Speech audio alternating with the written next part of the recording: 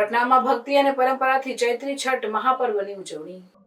પટનામાં ચૈત્રી છઠ મહાપર્વની ઉજવણી ભક્તિ અને પરંપરાના માહોલમાં થઈ રહી છે. ભક્તોએ સાંજના અર્ધ્ય અર્પણ કરીને સૂર્યદેવની આરાધના કરી છે. આ તહેવાર 4 દિવસ સુધી ચાલે છે, જેમાં ભક્તો પવિત્ર નદી કે તળાવમાં સ્નાન કરીને સૂર્યદેવ અને છઠ્ઠી મૈયાને સમર્પિત વિધિઓ કરે છે. આ તહેવાર ભક્તિ અને શાંતિનું પ્રતીક છે. ચૈત્રી છઠના મુખ્ય વિધિમાં નહાય ખાય, ખરણા અને નિર્જળ વ્રતનો સમાવેશ થાય છે. ભક્તો 36 કલાક સુધી નિર્જળ વ્રત રાખે છે અને સૂર્યદેવને અર્ધ્ય અર્પણ કરે છે. આ તહેવાર દરમિયાન ભક્તો પરંપરાગત ભજન કીર્તન ગાય છે અને તહેવારના પવિત્ર માહોલમાં ડૂબી જાય છે.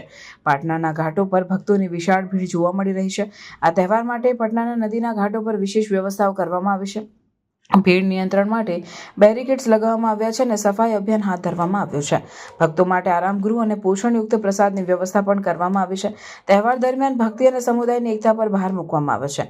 ચૈત્રી છઠ તહેવાર માત્ર ભક્તિનો જ નહીં, પરંતુ સમુદાયની એકતાનો પણ ઉત્સવ છે. આ તહેવાર ભક્તિ, પરંપરા અને સમુદાયના ભાવને મજબૂત બનાવે છે. પાટણામાં આ તહેવારની ઉજવણી ભક્તિ અને પરંપરાના ઉદાહરણરૂપ છે, જે ભક્તોને શાંતિ અને આનંદની અનુભૂતિ કરાવે છે.